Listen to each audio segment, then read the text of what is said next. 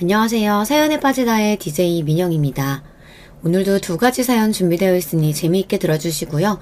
구독과 좋아요 버튼도 잊지 말고 꾹 눌러주세요. 그럼 오늘의 사연 함께 시작해볼게요. 안녕하세요. 여러분과 유튜브 영상으로 만나 뵙게 되어 반가운 마음입니다.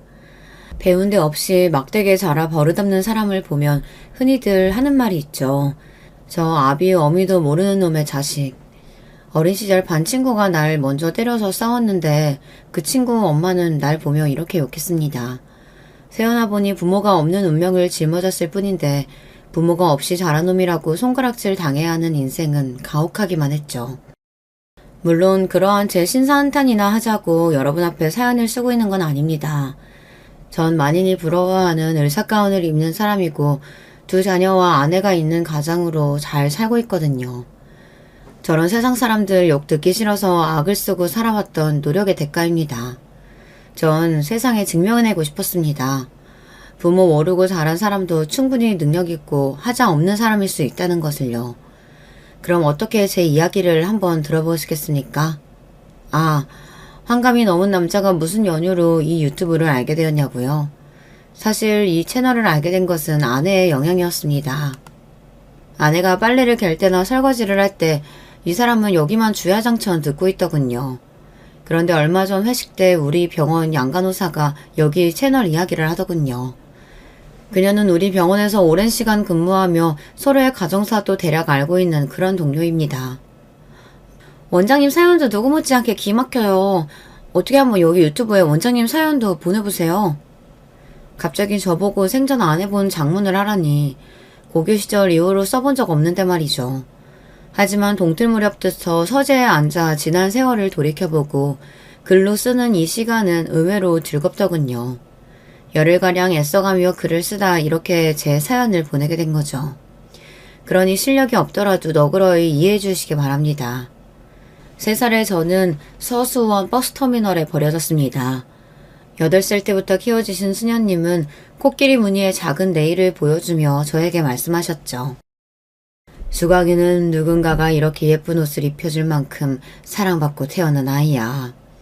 부모님께서 어떤 사정이 있으셔서 버려졌다지만 말이야. 앞의 위로보다 뒤에 버려졌다는 표현이 더 제 마음에 와닿았죠. 초등학교에 입학하기 전까지 수녀님과 보육사가 운영하는 작은 쉼터에서 자라다가 전 보육원으로 입소하게 됩니다. 원래 있던 쉼터와 달리 규모도 크고 딱딱하고 차가운 분위기였죠.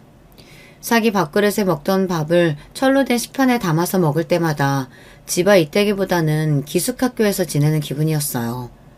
하지만 그것이 나쁘지만은 않았습니다. 제 친구 성철이를 만나게 되었거든요. 학교 끝나고 마음 맞는 애들끼리 고철산 근처에서 놀다 그만 종아리가 찢어지는 사고를 당하고 말았습니다. 너무 아파서 눈물까지 흘렸지만 위험한 데서 마음대로 놀았다고 혼날까봐 원장님이나 보육원 선생님들에게 이야기하지 못했어요. 너 다리에 피가... 성철이는 쪼르르 원장님에게 제 다친 사실을 고해바쳤고 바로 원장님의 꿀밤이 제 머리통으로 날아왔죠. 화를 내는 원장님 손을 잡고 바로 인근 작은 의원에 가서 응급처치를 받았습니다. 심하게 다쳤는데 아빠한테 진작 말씀드리고 병원에 왔었어야지. 아빠 아니에요. 우리 보육원 원장님이세요. 나도 아빠가 없이 자랐어. 전쟁통에 아비 없이 큰 놈들이 어디 한둘일까? 그래도 이렇게 을사라도 되었지 않았냐? 네 부모가 있든 없든 아플 때는 병원에 오는 거야. 알겠니? 하얀 수염이 가득 난 그분 말씀에 왜 눈물부터 나는지. 사내 아이가 창피한 줄을 모르고 엉엉 울었습니다. 그때부터였는지 모릅니다. 의사가 항상 제 동경의 대상이 되었고 다행히 공부머리는 타고났던 전 의대 진학을 목표로 달려왔습니다. 고아라는 이유 하나만으로 누구나 나를 어찌나 색안경을 끼고 보는지 그 시선들은 절 아프게 했습니다. 그렇지만 그 의사선생님에게 그렇게 오만하고 고압적이던 보육원 원장님도 연신 허리를 굽히며 응대해 주더군요. 출생으로 시작된 모멸감에서 벗어난 길은 오로지 의사로 성공하는 것뿐이다. 그때부터 저에게 꿈이라는 것이 생겼죠. 내 친구 성철이도 공부를 아주 잘하는 녀석이었습니다. 의대가 목표인 저와는 달리 그는 육군 사관학교에 진학할 뜻을 두고 달려왔어요. 요즘 군인은 인기 없는 직업이라지만 우리 때 군인, 그것도 육사 출신 군인하면 출세의 상징이었거든요. 멋들어진 교복을 걸쳐 입고 가슴에 펴 절도 있게 직각 보행하는 육사 생도가 보이면 누구나 돌아보며 눈길을 떼지 못하는 당시 젊은이들에게 선망의 대상이었죠. 운동도 잘하고 친구들에게 리더 역할을 곧잘 하던 성철이에게 육사는 아주 잘 어울리는 것 같았습니다. 그렇지만 성철이는 지금도 춥기만 오르면 고등학교 2학년 때의 일을 이야기하곤 합니다. 내가 말이지, 부모 밑에서 안 자랐다고 해도 어디서 끌려본 적이 없는 놈이야. 근데 그때 처음 현실의 벽을 느꼈다. 고일 담임이 불러서 날 조롱까지 하더구라. 넌 근본도 모르는 고하지 않냐? 거기는 이놈아 사돈의 8촌까지 탈탈 털어서 혹시 북계에 연루된 자가 있는지 신원조사까지 해서 입학 허가해주는 대단한 곳이야. 그런데 핏줄도 모르는 고아인 네가 무슨 육사니? 아직도 네가 언감생심 헛꿈 꾸고 있다는 거 모르겠냐? 내가 운동을 못해, 공부를 못해. 그 어떤 놈하고 붙어도 자신이 있었는데 담임의 고아라는 한마디에 아무 대꾸도 못하겠더라. 날 낳아준 얼굴 모르는 부모랑 세상이 원망스러워서 그날 나 처음 술에 입 대봤다. 그래서 네가 지금 이렇게 말술이 되었구나? 우리는 함께 보며 웃어제꼈습니다. 그렇지만 절친인 제가 저놈 속을 모르겠습니까? 성철이는 그날 이후 육사를 단념하고 경찰대학으로 진로를 변경했습니다. 경찰에 입문한 뒤 강력계 형사의 길만 걸어온 그는 몇 년 전 총경 직급으로 경찰에 꽂힌 서장까지 됐죠. 불알 두 쪽만 달고 세상에 나온 아이들이 한 녀석은 경찰서장, 그리고 한 녀석은 정형외과 개원을 하고 있으니 이 정도면 꽤 성공한 인생입니다. 전 언제나 같이 밥 먹고 일상을 이야기할 가족이 그리웠는데 제가 레지던트를 하던 시절에 지금의 아내를 만나게 되었죠. 담당하는 병실에 어느 여자 환자분을 간호하느라 매일같이 병원을 오가던 한 아가씨였어요. 그 환자분은 폐렴으로 입원한 70대 노인이셨는데 자기 딸도 아니고 손녀딸이 매일 간호하러 오는 모습에 왠지 눈길이 갔습니다. 물론 또 저희 아내가 곱기도 했지만요. 하루는 그녀가 옥상 휴게실에서 전화하며 심각한 얼굴로 있길래 못 본 척 지나가 주려고 했습니다. 그런데 지나가는 내 팔을 갑자기 확 잡더군요. 왜 그러십니까, 보호자분? 우리 할머니 정말 폐암이에요? 얼마 못 사신다고 들었어요. 안 돼요. 저 키우신다고 고생만 하시다 이제 좀 살만해진 분인데 선생님 좀 살려주세요. 마음은 난감했지만 그녀를 진정시키고자 이야기를 들려주었습니다. 일찍 여인 엄마 대신 할머니가 엄마처럼 키워주셔서 자기는 잘 자랄 수 있었다고요. 아버지는 할머니가 이렇게 아프신데 해외에서 일한다며 당장 오지도 못한다네요. 적어도 아빠 얼굴 볼 때까지만이라도 할머니 살게 해달라고 절 붙잡고 사정했습니다. 그렇게 말하는 그녀의 마음이 똑똑히 전해졌어요. 아니, 그날부터 제 마음에 들어온 그녀를 제 아내로 삼고 있었는지도 모르죠. 제 아픈 부모 모시기도 꺼려서 병원에 버리고 가는 사람들이 종종 있습니다. 그런 요즘에 이렇게 효심 가득하고 착한 처자라니. 다행히 아내의 할머니는 장인어른이 귀국하셔서 얼굴도 뵙고 제가 결혼 인사드릴 때까지 잘 계셔주셨습니다. 아쉽게도 손녀딸 결혼식 올리기 전에 눈을 감으셨지만요. 이렇게 심성도 얼굴도 고운 아내 덕에 큰아들 작은딸과 함께 제 가족이 생겼습니다. 지금은 나이도 들고 몸매도 별반 아주마라고 다를 바 없는 보통의 중년 여성이지만 저에게는 가정을 선사해준 고마운 사람입니다. 그리고 제가 의사 월급이 심청치 않은 시절에도 제 옆에서 묵묵히 우리 가정을 건사해준 사람이거든요. 의사 생활이 아주 많이 바빠서 아이들과 함께 놀아주고 많은 시간을 보내주지는 못했지만 가끔 아이들 등학교 때 손잡고 같이 가준 날이 있었어요. 제가 옛날부터 꿈에 그리던 일이었거든요. 친구들이 엄마 손, 아빠 손 잡고 학교에 걸어오는 모습이 너무 부러웠는데 이제 내 자식에게 그렇게 해줄 수 있는 아빠가 되어 마치 한이 풀리는 것 같았습니다. 뭐 자상하고 세심한 아버지는 못 되었을지 몰라도 가족에 대한 책임감만큼은 누구에게 지지 않을 아버지라고 자부합니다. 물론 우리 자식들 의견과 달리 저 혼자 하는 생각일 수도 있겠죠. 아이들 먹거리며 교육에 전념한 아내 덕분에 애들은 건강하게 잘 성장해서 대학까지 무사히 마쳤습니다. 아들은 저와 동문이 대학교를 졸업하고 행정고시에 합격해서 공무원이 되었고 결혼까지 해서 분가해서 살고 있어요. 다만 딸은 대학교는 명문 여대를 잘 갔는데 언젠가부터 애가 삐뚤어지고 제멋대로 살기 시작했어요. 학교 다닐 때 사춘기랍시고 반항 한 번 없이 착실하고 바르게 커온 딸의 뒤늦은 방황은 저에게 낯설었습니다. 밤늦도록 술 마시고 들어오고 어느 날 외박하고 들어온 딸의 팔과 목덜미에 있는 문신을 보고 전 기겁하고 말았어요. 문신이라니, 너 이거 피부에 얼마나 악영향을 미치는지 알기나 하냐? 지울 때는 더 해롭다고? 걱정 마세요. 안 지워요. 아빠는 쌍팔년도도 아니고 지금 어느 때인데 고작 문신 가지고 길길이 화를 내세요. 이렇게 답답하게 구니까 내가 집에 들어오기도 싫은 거야. 딸은 저와 그리고 아내까지 투닥투닥 하더니 급기야 독립해서 나가 살겠다고 했습니다. 여자애가 밖으로 놔두는 것이 걱정된 저는 반대했지만 아내는 한숨을 쉬며 절 설득하더군요. 여보, 자식이란 원래 뜻대로 안 되는 법이지 않아요. 매일 이렇게 싸우다간 우리 진짜 원수 되겠습니다. 지금은 저 하고 싶은 대로 나가 살라 하고 그렇게 좀 떨어져 있는 게 좋겠어요. 당신은 지금 세상이 얼마나 무섭게 돌아가는데 딸이 나가 살겠다는 걸 찬성한다는 거예요. 그리고 제가 아쉬울 게 뭐가 있어. 든든한 부모 밑에서 뭐 하나 부족한 것 없이 커서 대학까지 간 녀석이 말이야. 왜 뒤늦게 저러고 사는지 원. 전 아주 못마땅해 했지만 결국 딸의 고집대로 독립하고 말았습니다. 그런 녀석이 원망스러워 저도 딸이 어디서 사는지 한번 가보지도 않았어요. 지금 와서 보면 그때 제가 그렇게 옹졸하게 딸과 벽을 쌓으면 안 되는 것이었습니다. 참 후회되는군요.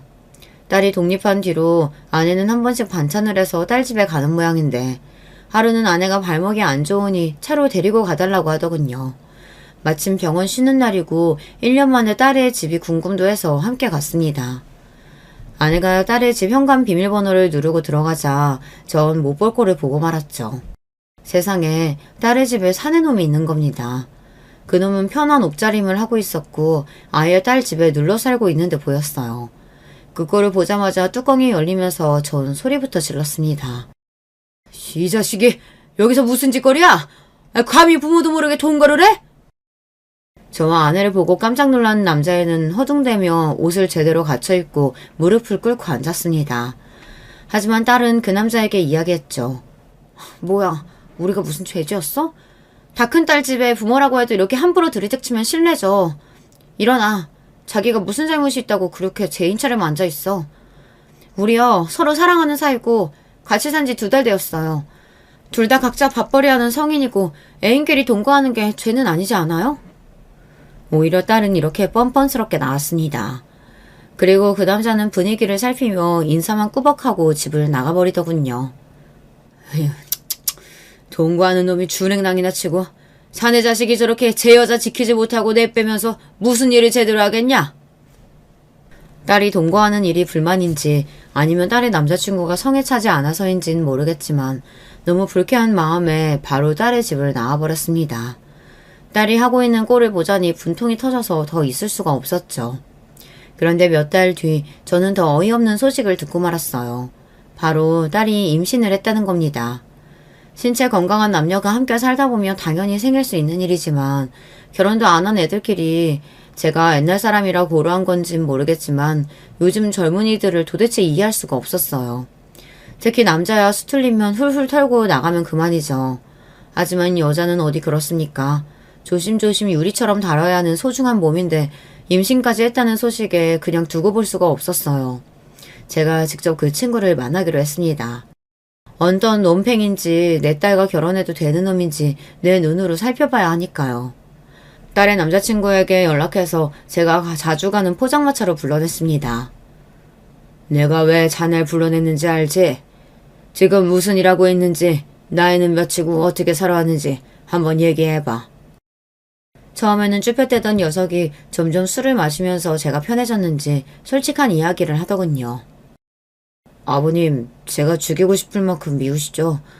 제가 현지랑 정식으로 결혼하고 산 것도 아닌데 임신까지 시켜서 아버님 어머님 심경이 어떠실지 짐작이 갑니다. 사실 임신 이야기에 처음엔 저도 너무 당황했어요. 조심한다고 했는데 이렇게 되고 보니까. 그래서 너도 어떻게 해야 할지 모르겠단 얘기냐? 저는 하고자 하는 계획이 명확합니다. 한 번도 현지를 가볍게 생각해 본 적이 없어요. 늘 결혼하고 싶은 여자로 소중히 대했고 지금도 변함없습니다. 다만 현지는 아직 저하고 결혼하려는 확신도 없고 아이를 낳겠다고 결정도 못해서 기다려주는 중이에요. 현지가 제 아이 낳도록 아버님께서 설득 좀 해주시겠습니까? 어라. 녀석은 생님 같던 첫인상과 달리 꽤 남자답고 책임감 있는 모습을 보여주었습니다. 4년제 대학을 나와서 회사의 영업부서에 있는 샐러리맨으로 이 정도면 딸과 결혼해도 괜찮겠다는 확신이 있었어요. 그래서 저도 현지에게 생긴 아이를 낳고자 설득했고 그해 겨울에 제 딸은 결혼식을 올렸습니다. 한동안 딸네 부부는 별일 없이 잘 사는 것 같았어요. 다만 우리 집에서 내세운 원칙, 한 달에 한 번은 친정집에 와서 가족 식사를 하는 것이었죠. 저 역시 아무리 바빠도 그날만큼은 다른 일을 잡지 않았지만 아무리 생각해도 좀 의아한 날이 있었습니다. 약속에 딸은 안 오고 사위 혼자만 방문한 것이죠. 현지는 뭐하고 자네만 왔나? 현지는 잔업 있다고 오늘 회사에 출근했어요. 그렇다고 가족 약속을 미룰 수 없다고 저만이라도 가라면서 현지가 어머님 좋아하시는 튤립꽃까지 사다 주었네요. 사위는 무한한 듯 웃어넘기며 아내에게 튤립 꽃다발을 안겨줬습니다. 혹시 자네 부부싸움에서 혼자 온 건 아니겠지? 제 질문에 사위는 당황하며 손사래를 쳤어요. 하긴 둘이 싸웠다면 딸이 집에 오고 사위는 발길도 주지 않았겠다 싶어서 곧 의심을 거두고 사위와 식사를 하다 보냈습니다. 하지만 현지는 결혼 이후 집에 오지는 못해도 꼭 아내와 전화통화를 하루에 한 번씩은 하며 가깝게 지내고 있었죠. 하지만 최근 들어 그렇지 않았던 모양이죠. 아내는 서운하다는 듯 중얼거렸습니다. 애가 매일같이 전화해서 사소한 일도 잘 얘기하더니 요즘 들어 점점 전화를 안 하네. 내가 해도 잘 안 받고. 아마 우리 태어난 손주 돌보느라 바빠서 그런 거겠죠? 그러면 궁금하면 직접 집에 찾아가면 되지. 혼자 속 끓이면 답답하지 않아? 내가 찾아가면 또 사위도 불편해하고 괜히 눈치 보이네요. 이번에 담근 열무김치도 갖다 주긴 해야 하는데. 그럼 내일 나랑 같이 가보지. 최근 진료 스케줄이 여유가 생겨 아내와 함께 딸의 집에 가기로 했습니다. 저도 딸 얼굴 본 지 2달은 넘은 것 같고 요즘 부쩍 그 아이가 보고 싶더군요. 딸 준다고 아내가 만든 음식을 양손 무겁게 들고 딸 집에 도착해서 현관문을 두들겼습니다. 이윽 후 현관문에서 제 딸이 나왔죠.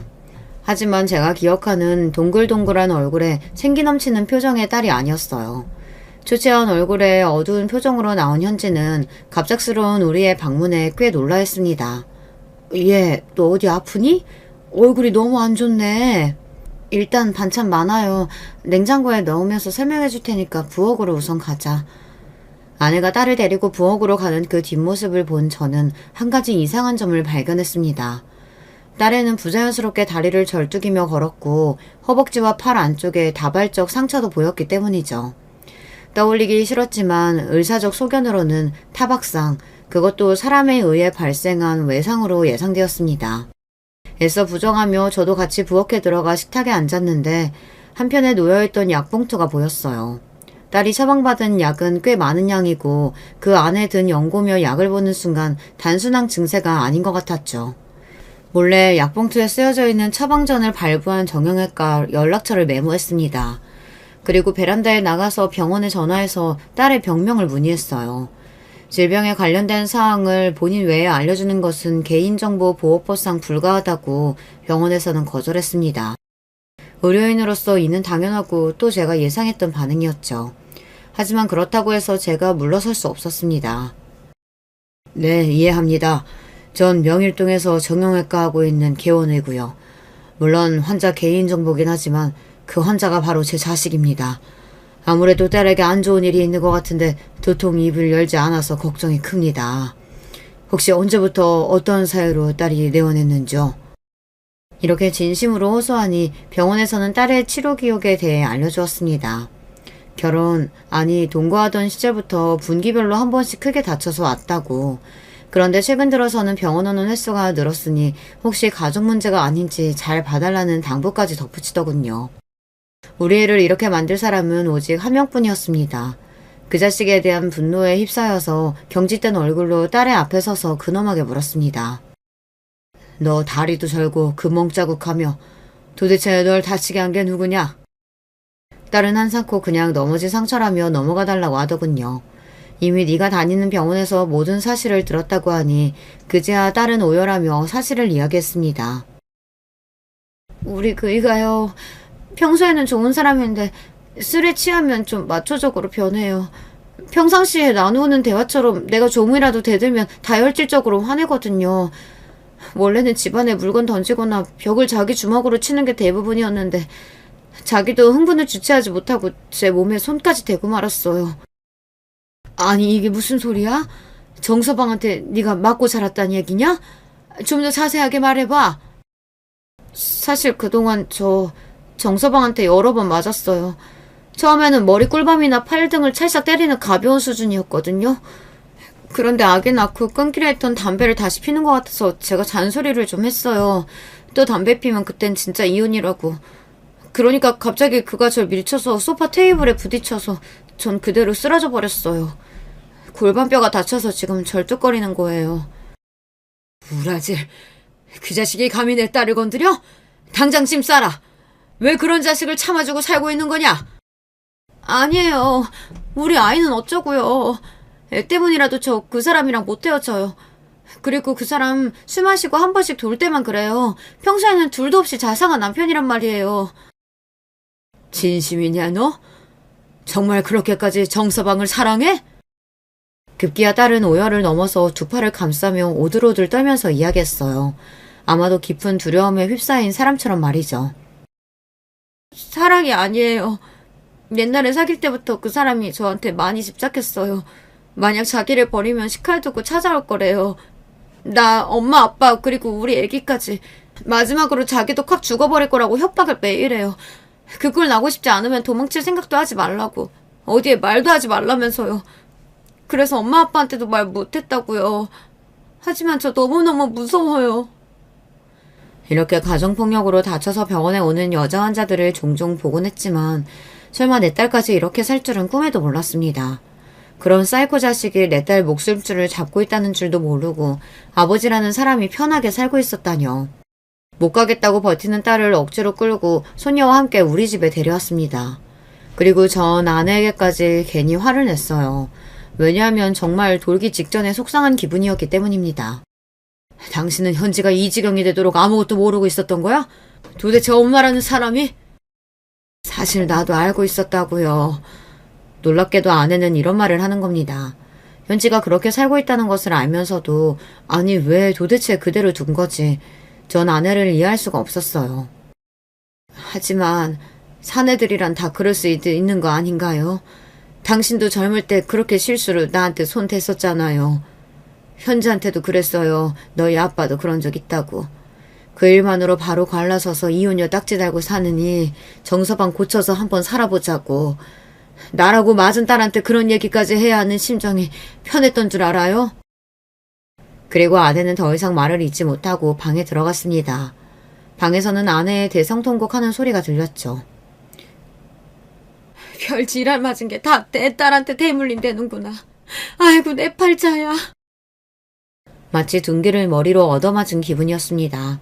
혈기왕성하던 시절 아내에게 실수했던 지난날이 떠올랐기 때문이죠. 의사로서 가장으로서 떳떳하다고 자부하는 저도 아내에게 해서는 안 될 짓을 한번 했던 적이 있습니다. 한국 남자라면 회식이나 여러 이유로 유흥업소에 가는 일이 자주 있었죠. 전 다른 남자들과 달리 여자들을 조심하는 편이었습니다.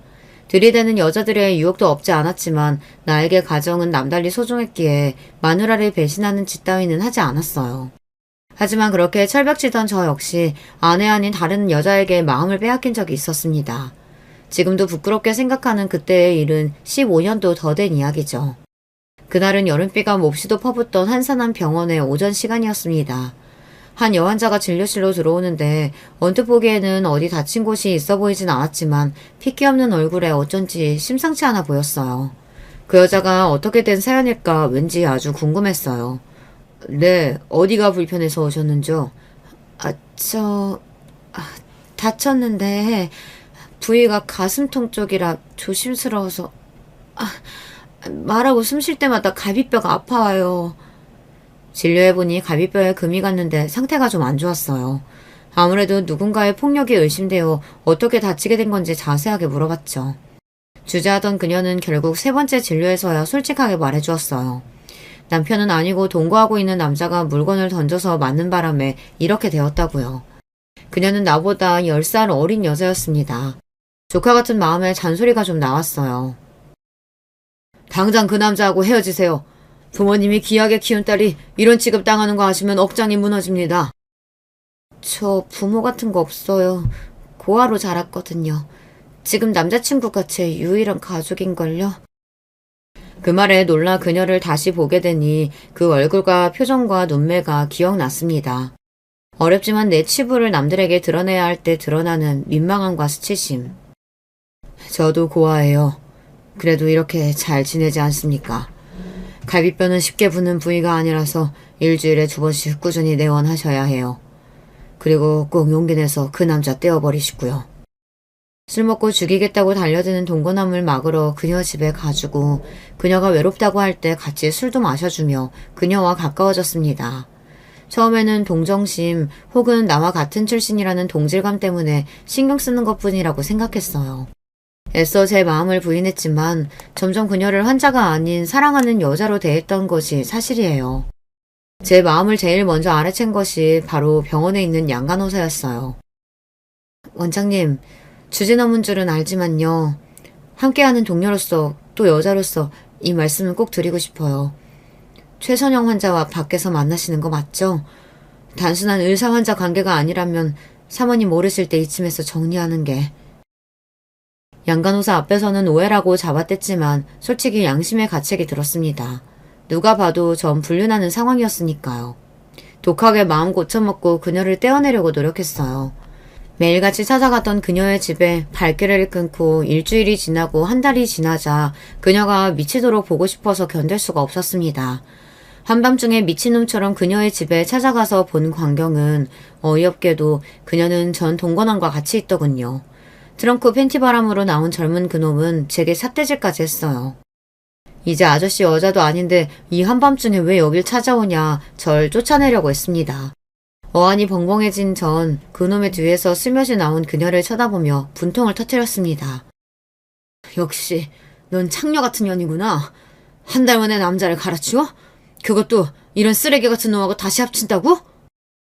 당신이 떠나도 난 다 이해하고 아무 원망 없이 받아들였어요. 외로워서 남자 없이는 못 살겠어서 내 품이 그립다는 사람 다시 들인 게 뭐 어때서요? 아니야, 난 널 떠난 게 아니라고. 가정을 생각해서 마음 정리해보려고 노력했지만 아무래도 너 없이 못 살겠어. 이혼이든 뭐든 할 테니까 우리 다시. 아니, 당신도 고아였잖아. 얼마나 자기 가정 소중하게 여기는지 알아. 나 때문에 바보 같은 짓 하지 말아요. 우리는 어울리는 한 쌍이 아니에요. 당신 가정으로 그만 돌아가세요. 마음 여린 그녀가 그렇게 단호하게 저를 밀쳐낼 줄은 몰랐습니다. 맥없이 그녀의 집에서 돌아서서 나오며 정신을 다시 차렸어요. 그 여자의 말이 맞았습니다. 제가 아무리 여자에게 미쳤다고 한들 소중하게 지켜온 내 가정을 파괴할 자신까지는 없었던 것이죠. 혹여나 내 잘못으로 이혼해서 우리 아이들이 한부모 가정을 겪어야 한다면 물론 편부모 슬하에서도 잘 클 수 있지만 나라는 사람은 자식들에게 차마 그런 짐을 짊어지게 할 수는 없었습니다. 그런 저를 간파한 선영이는 미련도 원망도 없이 절 보내준 것이었어요. 그날 이후로 선영이와 헤어지고 가정으로 돌아왔지만 제 마음은 지옥과 같았습니다. 괴로운 마음을 술로 달래다 보니 그런 저를 못마땅해 한 아내에게 몹쓸짓까지 했던 것입니다. 과거의 제 잘못으로 제 딸이 그런 남자를 만나게 되어버린 것일까요? 그런 자책과 아내의 한탄하는 소리는 비수가 되어 제 심장에 꽂혔습니다. 더 이상 집에 있을 수가 없었죠. 착잡한 마음에 술 기운이라도 기대보고자 친구 성철이를 불러냈습니다. 제 젖은 목소리에 이유가 궁금했겠지만 성철이는 자세히 묻지 않았습니다. 그저 어묵탕에 소주 한 잔이나 채우고 마셔댔죠. 중년의 나이가 훌쩍 넘어 사회적으로나 경제적으로나 성공했다지만 뼈아픈 가난으로 자라와서 그런지 양주나 호화스러운 술집은 우리에게 어색하기만 합니다. 정철이와 이런저런 이야기나 하며 술을 마셨습니다. 잠시나마 딸의 일도 아내의 한서린 원망도 접어두고서 말이죠. 그런데 넌 언제부터 경찰이 되기로 한 거냐? 육사 못 가면 판검사 되고 싶다지 않았어? 어릴 때 먼저 퇴소해서 자립한 형들이 돌 벌자마자 술집에 가서 탕진해버리고 하루살이 인생처럼 사는 게 꼴도 보기 싫었어. 공장에서 하루 14시간씩 고된 일로 힘들게 번 돈을 하룻밤에 날리고 다음날 또 술 마시면서 자기가 왜 그랬을까 후회하는 모습이 한심했지. 내가 퇴소하고 잠깐 재욱이 형네 집에 머물 때 형이 공장에서 같이 일하던 형님한테 사기당해서 죽으려고 하더라. 형, 내가 경찰 돼서 사기친 새끼 잡아줄 테니까 그때까지만 버티고 살아내. 그 자식이 면상에 몇 대 날려야 분 풀릴 거 아니야. 그렇게 그 형 살아내라고 내가 붙잡았어. 그렇지, 잘했다. 그래서 재욱이 형한테 사기친 놈은 잡았냐? 우리처럼 평범한 가정에서 자라지 못한 고아들에게 가장 중요한 게 뭔지 아냐? 돈? 좋은 집? 아니, 바로 사람의 정이다. 사회에 나가면 누가 조금만 잘해줘도 간도 쓸개도 다 내어줄 것처럼 의지하게 되지. 그래서 사기당한 형 누나들 많이 보았으니 경찰대에 막 들어간 난 그 사람들을 위해서 뭐라도 해주고 싶었어. 평범한 사람들은 힘이 되어줄 때가 많잖아. 난 우리같이 자라온 사람들의 유일한 동화줄이 되어주고자 했는데 재욱이 형 사기친 놈 잡기는커녕 나중에 그 형 본인이 폭력 전과로 입건되더라. 고아 출신이 너나 나나 성공하기란 바늘에 구멍 뚫기야. 술이 좀 들어가니 딸이 사회에게 당했을 몹쓸 장면이 떠올라서 분노가 치밀었고 견디기 힘들었습니다. 그리고 경찰이 돼서 사람한테 못될 짓 하는 놈들 벌주는 상철이가 부러워졌죠. 그렇구나. 근데 그래도 네가 나보다 낫다. 범죄자들 쓸어담는 경찰, 그것도 서장님이 되었으니. 난 내 딸 하나 제대로 지켜보지 못하는 못난 아비건을. 제 말에 성철이는 마시던 소주잔을 내려놓고 날카로운 눈으로 저에게 물었습니다. 그게 무슨 말이냐? 딸 하나 지켜주지 못했다니 결혼한 현지 얘기야? 이럴 때는 너처럼 경찰 돼서 응징하고 그러고 싶은데 나는 사람 살리는 기술만 배운 놈이지 않냐. 사실은 제가 목격했던 일은 물론이고 현지가 그간 사위에게 당했던 일을 성철이에게 털어놓았습니다. 내 딸 현지가 태어날 때부터 결혼할 때까지 중요한 순간마다 성철이는 와서 제 딸처럼 축복하고 기뻐해준 사이였어요. 그런 조카와 같은 아이가 당한 일을 듣던 그는 눈썹이 잔뜩 성난 듯 치솟고 대본의 무서운 형사의 모습으로 돌변하더라고요. 내 친구이지만 그렇게 무시무시한 말투와 분위기는 처음 느껴보았습니다. 그래서 그게 다 현지가 겪은 실제 일이다. 넌 네 딸이 그런 취급당하는데 여기서 친구랑 신세 좋게 술이나 퍼마시고 있다 이 말이냐? 에라 이 자식아. 화가 난 성철은 씹고 있던 오이를 제 얼굴에 던져버렸습니다. 친구의 반응은 당연한 것이었고 저 역시 사이놈에게 아무 일도 하지 못한 저 자신이 역겨워 미칠 지경이었으니까요. 아이고 선생님들 평소 점잖은 분들끼리 여기서 와 이러십니까? 진정들 하시고 앉아서 새 소주 갖다 드릴 테니 화이로다가 쭉 들이키세요. 오죽하면 단골 포차 주인 아주머니가 놀라서 우리를 진정시키러 오셨겠습니까? 이후 그 성철이는 제정신을 붙잡고 가쁜 숨을 들이쉬면서 소주를 병째로 목구멍에 때려 넣었습니다. 저 역시 술만 몇 잔 연거푸 마시다가 침묵을 깨고 먼저 입을 열었어요. 선영이 기억하지? 내가 그때 아내 배신하고서 뭘 잘했다고 한동안 술 취해서 아내한테 행패까지 부렸다. 그 일로 하늘에서 날 지금 벌하시는 걸까 하는 생각도 해봤어. 내 죄 때문에 착한 내 딸이 그 벌을 받아내는 거라면 난 어째야 하냐? 어떻게 빌어야 딸이 행복해질 건지. 아이 바보 같은 자식아 미친 소리를 다 한다. 너 이 땅에 죽일 놈들이 얼마나 많은지 아냐? 구더기들처럼 아주 드글드글해. 가정폭력으로 경찰서에 신고 들어온 것만 해도 하룻밤에 수백 건은 된다고. 너 같은 놈들만 있으면 나도 경찰직 못하고 굶어 죽을 거다. 쓸데없는 소리 말고 지연이 남편 놈한테 이렇게 해보면 어떻겠냐? 성철이는 사위에게 복수할 방법을 생각해서 제게 슬쩍 알려주었습니다. 어떻게든 그놈을 내 딸 인생에서 끊어내고 싶었기에 전 그 제안을 바로 잡아버렸죠. 다음날 저녁 때 우리 집 초인종을 눌러대는 방문자가 있었습니다. 인터폰에는 사위놈의 얼굴이 보이더군요. 너 여기 있는 거 알고 왔으니까 당장 문 열지 못해? 장모님, 집사람과 내 애 보내주세요. 이러다 진짜 큰일 치릅니다. 네? 저녁 7시밖에 안 된 시각에 그 자식은 이미 잔뜩 취해서 우리 집에서 난동을 부리고 있었습니다. 두려워하는 딸과 아내에게 무슨 일이 벌어지더라도 절대 문을 열어주지 말라고 당부하고 혼자 나와 대문을 열고 사위를 대면했죠. 아마 제가 집에 있는지 예상치 못했던 건지 절 본 그는 흠칫 놀라더니 이내 표정이 둘변해서 겁박하기 시작했습니다. 처음 현지랑 동거할 때부터 절 못마땅해 하셨죠? 하지만 난 당신 딸과 결혼해서 새끼까지 낳았어. 아무리 아비라도 이젠 나한테는 현지 앗아가지 못할걸? 법적으로는 내 가족이야. 당장 현지 내보내요. 아니, 현지는 너와 이혼할 거고 넌 내 딸과 손주 털끝만큼도 건들지 못할 거야. 그때 사위의 눈동자는 흰자위가 번뜩대기 시작했고 저를 때리는 듯 손을 머리 위로 번쩍 올렸습니다. 전 방어 자세를 취했고 설령 그 자식에게 맞는다 해도 상관없었습니다. 모든 것을 감수하고 나온 것이었으니까요. 그때였습니다. 누군가가 나타나서 사위의 팔을 뒤로 비틀어버렸어요. 누구야! 팔 아파 죽겠다고! 좀 놓아보라고! 어둠 속에서 얼굴을 내민 남자는 여전히 사위의 팔을 뒤틀고 있었고 저를 보며 싱긋 웃으며 인사했습니다. 안녕하십니까, 이수강 선생님. 오다가 강도가 하나 족치느라 좀 늦었습니다.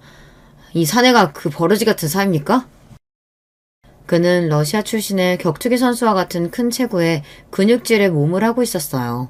또한 얼굴의 인상도 범상치 않고 눈매도 매서운 것이 길 가다 만나면 시선을 피할 수밖에 없는 사내였죠. 마치 범죄도시라는 영화의 마동석 배우 같은 인상을 가진 그 남자는 사실 경찰이었습니다. 성철이가 혹여 사위가 나타나 우리 식구들에게 해를 가할까 싶어 경호할 사람을 붙여준다고 했는데 이자가 바로 그 사람인 것입니다. 우리 서장님이 특별 지시하셔서 내가 앞으로 밀착 보호해드릴게요. 그리고 당신은 내가 한번 요모조모 탈탈 털어볼 계획이요. 궁금하면 서울경찰청 폭력계 마동석경이 찾아오면 되셔. 네, 분명히 마동석은 아니고 우리 계에서는 날 그렇게 부르니까 앞으로 자주 봅시다.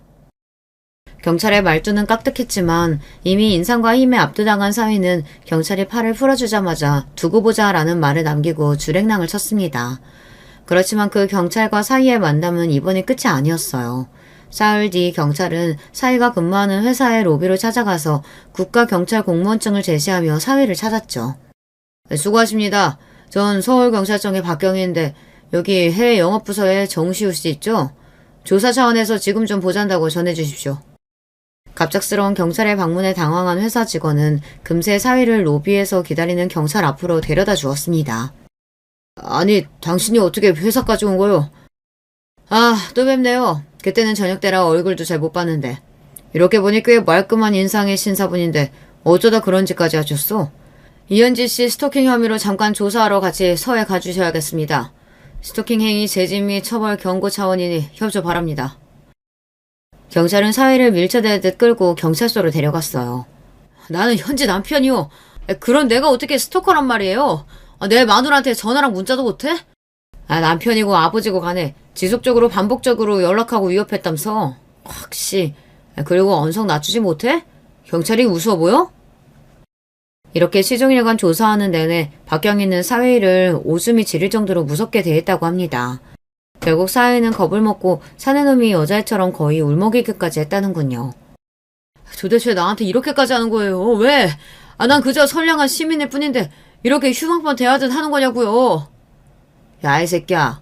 네가 무슨 선량한 시민이냐? 내 동생 같은 현지 때렸다면서 제 자식까지 낳아준 아내한테 손댈 데가 어딨다고, 찌질한 자식. 내가 경찰로서 현지 오빠로서 너 끝까지 감시하고 무슨 짓거리 할 기색만 보여도 바로 감빵 쳐넣을 거니까 조심해라. 오빠는 무슨, 현지 오빠는 당신이 아닌데. 그런 게 있어, 임마. 어릴 때부터 오빠 동생 하는 사이로 내 친동생 같은 애야. 행여나 현지며 우리 이 선생님네 가족 건들 생각만 해봐라. 아주 너 무사발로 만들어버릴 테니까. 이 주먹 보이냐? 어?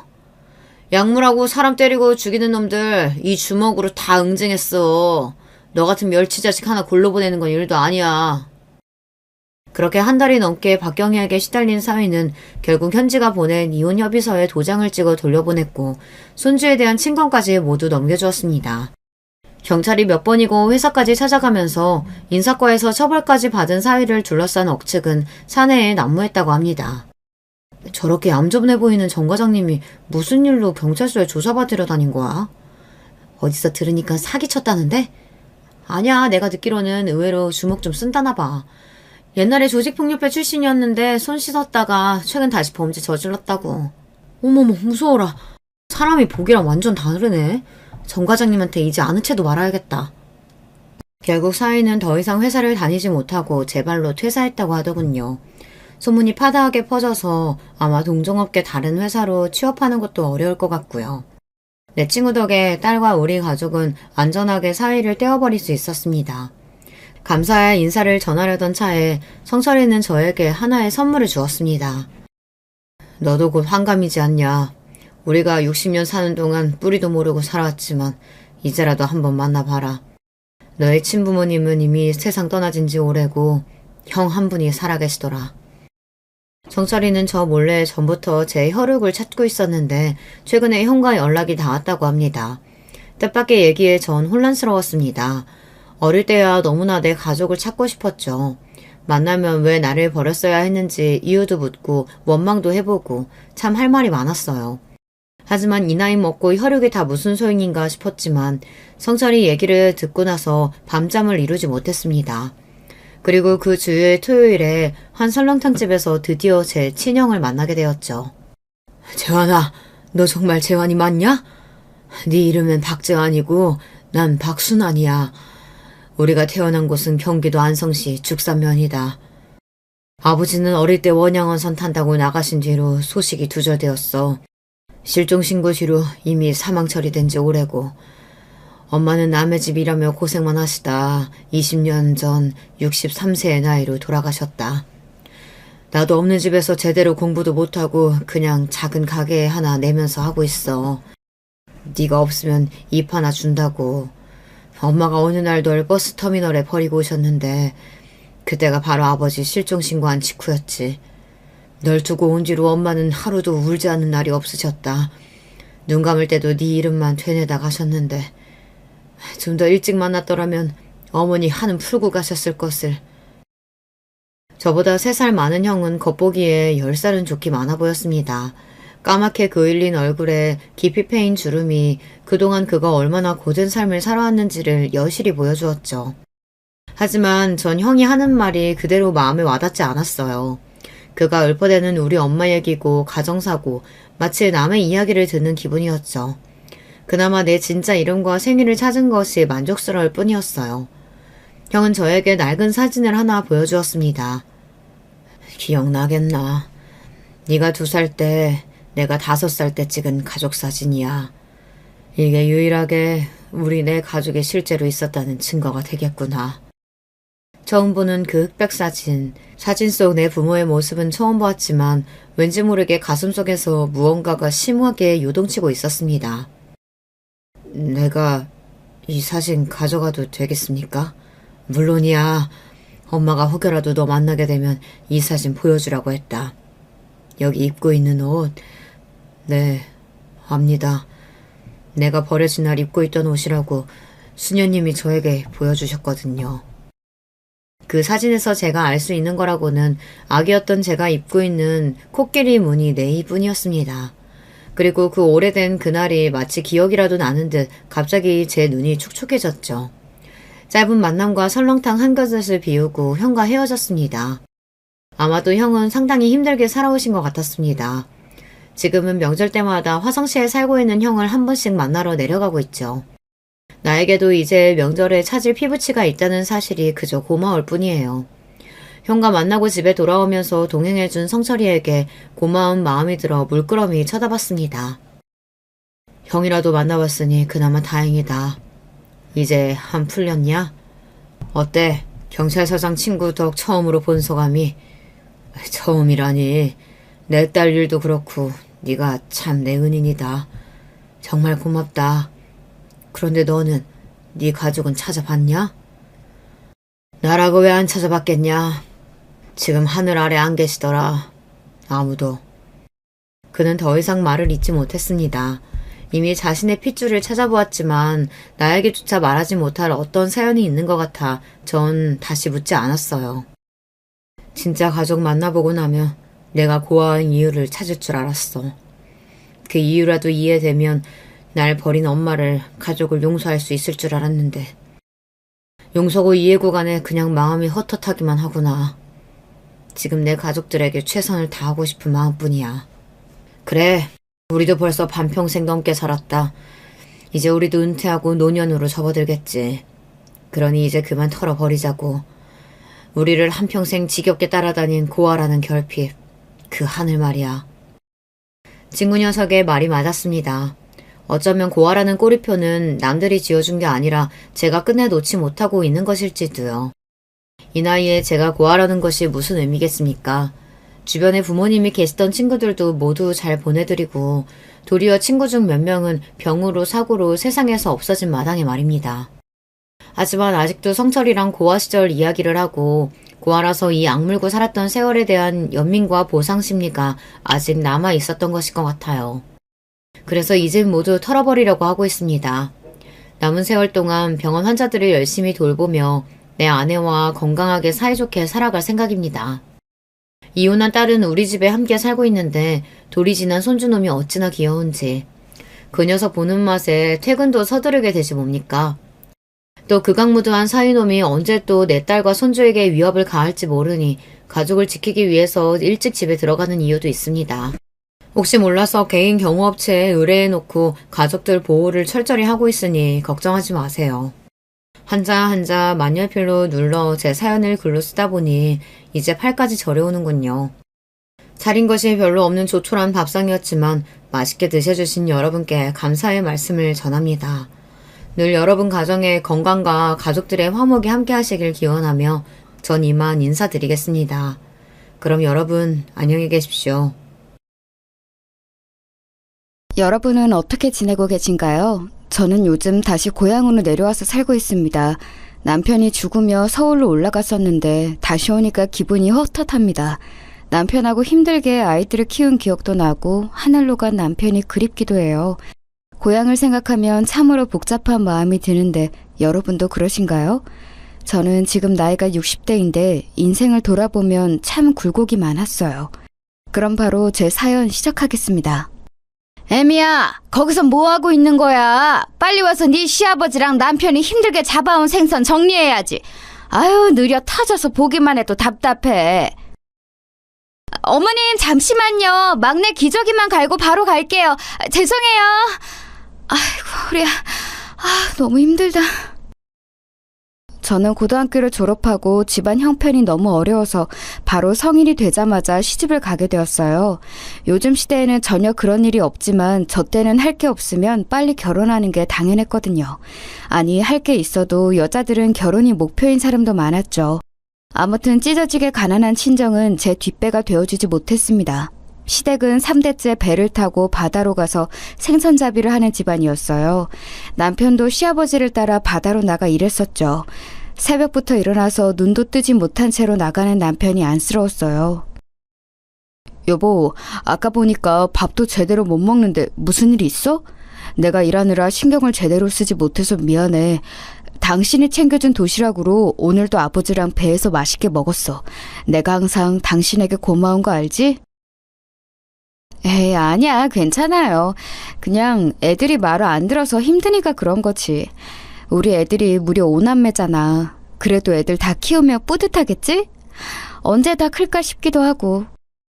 그럼 당연하지. 나도 잘할 때는 몰랐는데 다 크니까 형제가 있는 게 그렇게 든든할 수가 없더라. 혼자 집에서 집안일하고 애들 키우느라 당신이 고생이 많아. 항상 고마워. 남편하고 저는 무려 5명의 아이를 낳았습니다. 저 때는 자식을 많이 낳는 것이 당연한 시대였어요. 문제는 남편이 바다에 가서 일하느라 워낙 바빴습니다. 그래서 저는 혼자 집에서 아이를 키우며 집안일을 하느라 정신이 없었어요. 아유, 반찬 이게 뭐니? 너네 친정에서 배운 음식이라곤 이런 멸치볶음, 두부조림, 이게 다야? 너 같으면 이런 반찬하고 밥을 먹고 싶겠어? 어머님, 입맛에 안 맞으세요? 죄송해요. 제가 신경 쓴다고 썼는데 아직 많이 부족해요. 내일은 더 맛있게 만들게요. 혹시 드시고 싶은 거 있으세요? 있으면 해주려고? 또 소금 잔뜩 넣어서 짜서 못 먹게 하거나 한강물처럼 밍밍해서 아무 맛도 안 나게 할 거잖아. 너는 그래도 시집 온 지 몇 년이 지났는데 아직도 이렇게 서툴러? 죄송해요. 저도 열심히 한다고 한 건데 다음번에는 더 잘할게요. 그러니까 너무 노여워하지 마세요. 남편하고는 아무 문제가 없었는데 시어머니와 고부 갈등은 아주 심했습니다. 시어머니는 저를 대놓고 싫어하셨어요. 차라리 이유가 있으면 제가 고치기라도 했을 텐데 그런 것도 아니었습니다. 시어머니는 그냥 며느리인 제가 싫으셨던 거예요. 그래서 괜히 꼬투리를 잡아 저를 괴롭혔습니다. 심지어 시어머니는 우리 자식들도 성별로 차별하셨어요. 저랑 남편은 남아선호 사상이 하나도 없었고 모든 자식이 소중했는데 시어머니가 오히려 나서서 차별하더라고요. 계집 애들은 저리 가라. 이거는 우리 소중한 손자들 거니까 너희는 넘보지 마. 내가 우리 손자들만 먹이려고 시장 가서 사온 거야. 어디 손을 대려고 해? 대를 잇는 건 우리 손자들이야. 어머님, 그래도 애들인데 같이 나눠 먹으면 좋잖아요.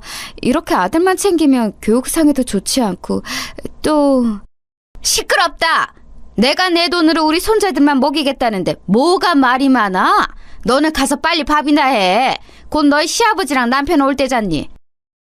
우리 오남매는 장남, 차남, 그리고 셋째와 넷째는 여자아이고 막내는 남자였어요. 그래서 우리 딸들에게 저는 시어머니 몰래 더 챙겨주고는 했습니다. 이런 시어머니와 같이 살며 저는 나중에 만약 며느리가 생긴다면 진짜 잘해줘야겠다고 생각했어요. 그래도 남편과 시아버지는 저에게 시어머니처럼 못되게 굴지는 않았으니 그나마 버텼는데 그것도 오래가지 않았습니다. 왜냐하면 우리 가족에 불행이 찾아왔거든요. 그날은 천둥 번개가 치고 아주 비가 많이 내리던 날이었습니다. 보통 이러면 절대 배를 띄우지 않아요. 그런데 시아버지가 그날 유독 고집을 부리셨습니다.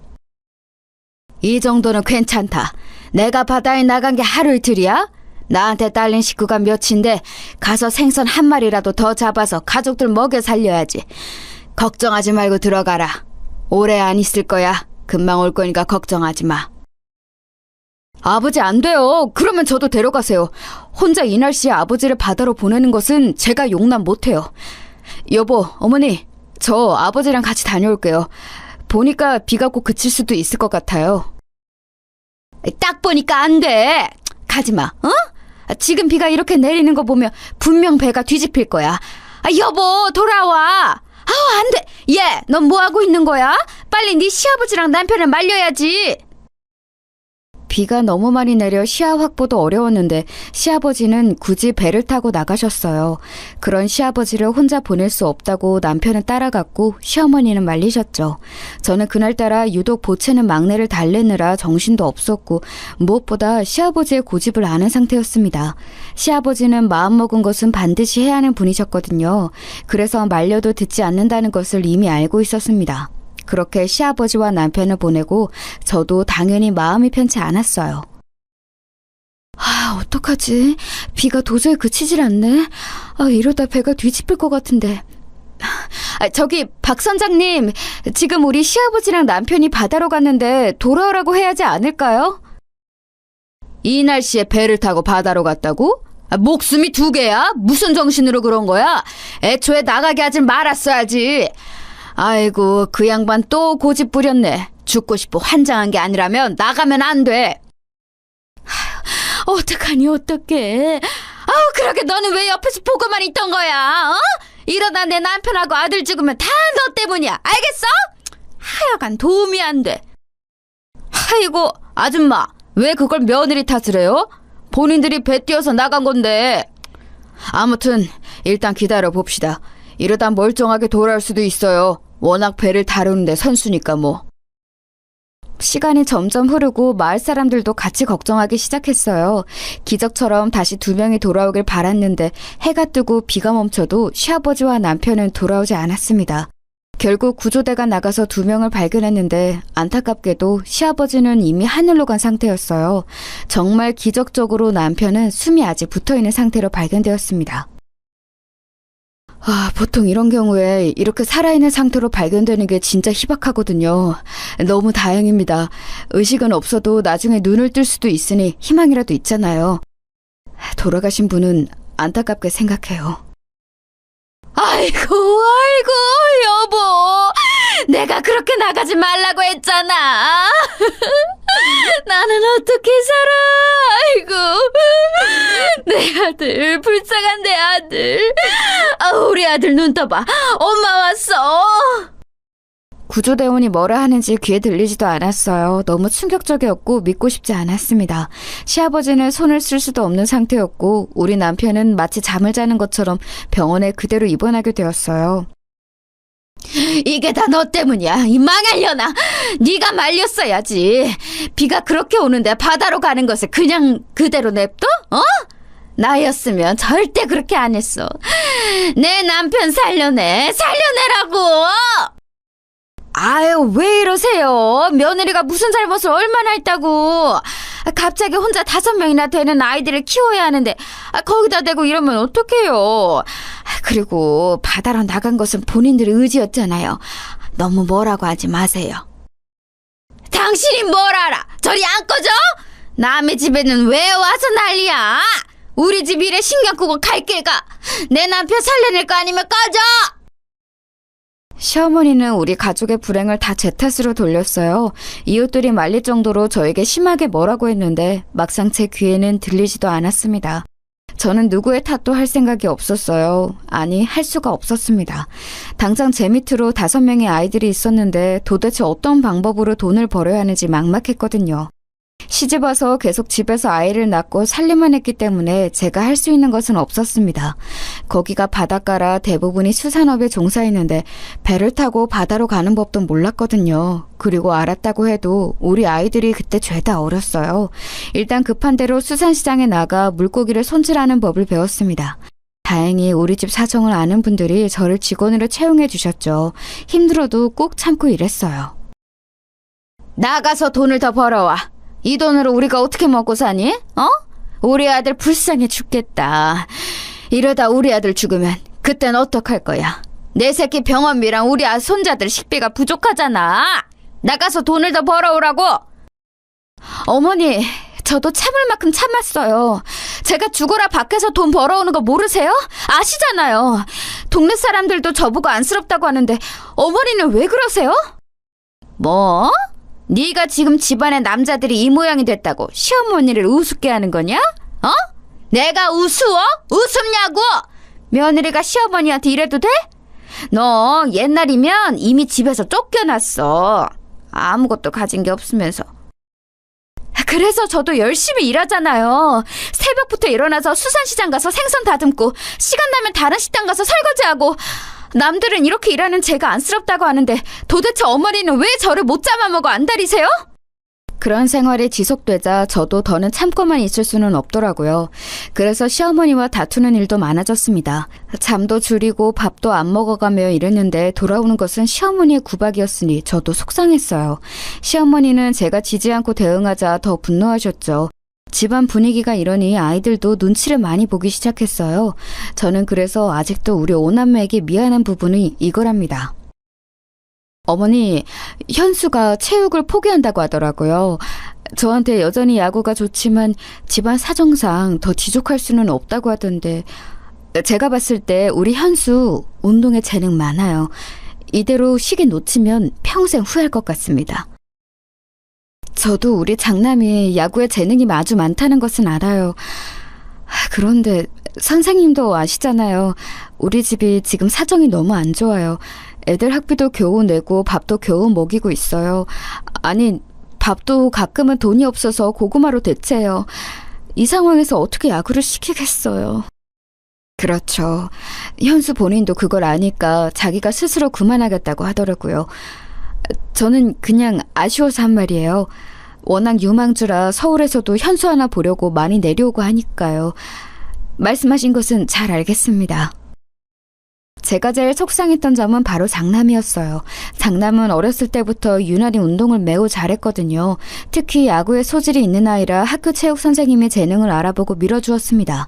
그런데 주변에 운동하는 사람이 있으면 아실 텐데 운동도 돈이 있어야 가능한 종목이거든요. 장비도 그렇고 훈련비도 그렇고 우리 집 상황상 절대 운동을 시키질 못했어요. 현수야, 엄마가 너무 미안해. 우리 아들 그렇게 좋아하고 잘하는 것도 못 시켜주고 네 아빠 병원비가 너무 많이 들어서 엄마가 도저히 아무리 이래도 우리 아들 운동을 지원 못해줘. 엄마 괜찮아. 이런 상황에서 내가 계속 야구를 하겠다고 하는 것은 내 욕심이잖아. 나는 그냥 빨리 학교 졸업해서 우리 동생들 키우는 게 내 목표야. 아빠 병원비도 내가 벌어서 낼게. 빨리 어른이 되었으면 좋겠어. 그래야 엄마를 도울 수 있잖아. 내가 이 세상에서 지금 믿을 수 있는 것은 바로 너 하나야. 엄마가 너무 미안하고 고맙다. 남들은 장남에게 모든 것을 쏘아붙던데 엄마는 오히려 너를 제일 못 챙기고 있네. 아들 고맙고 미안하다. 사람이 사정이 다 다르잖아. 그러니까 엄마는 나한테 미안해하지 마. 내가 얼른 졸업해서 우리 엄마 더 일 안 하게 노력할게. 동생들도 내가 책임질 거야. 알겠지? 본인이 그렇게 좋아하고 잘하던 것을 상황 때문에 포기했지만 장남은 오히려 저를 위로했어요. 흔히 말하는 아픈 손가락 아시죠? 저한테 장남은 아픈 손가락이었습니다. 이런 장남은 실제로 고등학교를 졸업하고 바로 인근에 있는 공장에 취업했어요. 집에도 들어오지 않고 일부러 잔업까지 하며 돈을 벌어 동생들 뒷바라지를 했습니다. 엄마, 이번 달 월급이야. 이걸로 동생들 학비 내고 부족한 거 없게 해줘. 그리고 아빠 병원비도 내가 병원에 가서 어느 정도 갚았어. 혹시 나 몰래 돈 빌린 거 있어? 그런 거 있으면 말해. 현수야, 엄마가 너무 고맙다. 확실히 네가 돈을 벌기 시작하면서 우리 집 형편이 많이 나아졌어. 엄마도 이제 잠자는 시간이 늘었거든. 만약 네가 없었다면 엄마는 동생들을 데리고 길거리에서 살았어야 해. 나도 내가 성인이 되어 돈을 벌 수 있어서 얼마나 좋은지 몰라. 엄마가 나 때문에 부담이 덜 된다니까 너무 기쁘다. 아, 엄마, 할머니는 어떻게 할 거야? 동네 사람들이 할머니 노망 논 거 아니냐고 말이 많아. 장남이 성인이 되어 돈을 버니까 확실히 경제적으로 부담이 덜 됐어요. 동생들을 위해 본인 몸을 희생하며 돈을 버는 장남을 보며 마음이 아프면서도 참 대견했습니다. 하지만 제 인생은 도대체 왜 이렇게 험난할까요? 이제 겨우 숨통이 트이나 싶었더니 시어머니가 말 그대로 노망이 났습니다. 내 남편, 저기요, 우리 남편 못 봤어요? 우리 남편은 바다로 갔나? 아닌가? 죽은 거 아니야. 우리 남편은 안 죽었어. 뭘 봐? 뭘 보냐고? 시어머니는 말도 안 되는 헛소리를 마구하며 동네를 돌아다녔어요. 워낙 좁은 동네라 서로가 아는 사이였는데 주민들은 우리 집에 와서 저에게 뭐라 하기 시작했습니다. 아니, 그쪽 집 사정 안타까운 건 나도 알지. 그런데 할머니 단속을 좀 했으면 좋겠어요. 내가 우리 집 앞을 무서워서 못 다니겠다니까. 저렇게 허공을 보면서 막 혼자 웃고 우는데 무서워 죽겠어.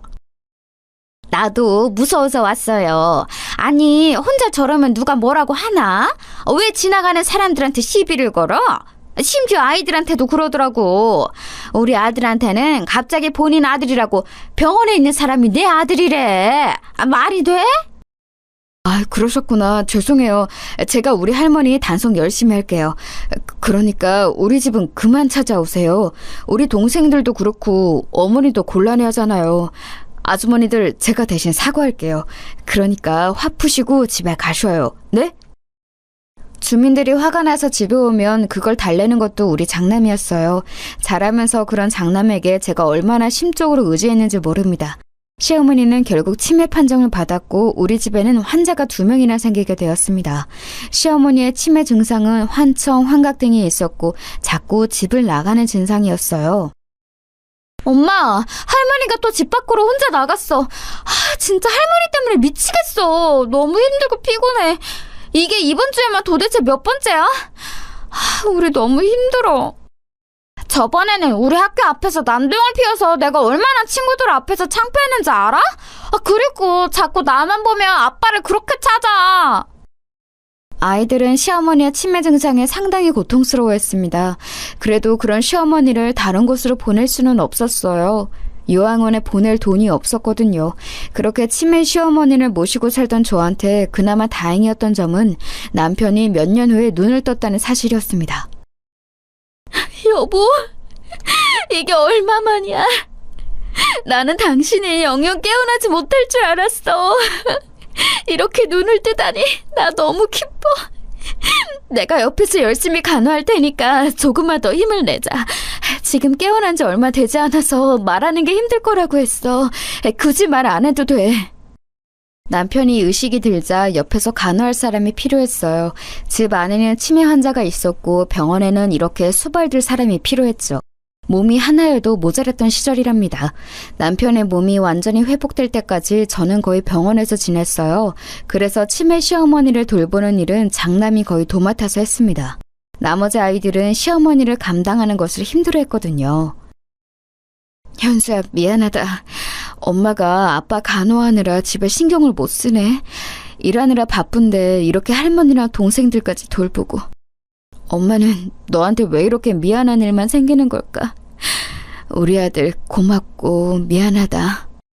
엄마, 힘들 때일수록 뭉쳐야 하는 게 바로 가족이야. 그러니까 나한테 미안하다는 말은 그만해. 나는 진짜로 우리 가족을 위해서라면 전혀 힘들지 않아. 오히려 우리 동생들이 나를 믿고 의지했으면 좋겠어.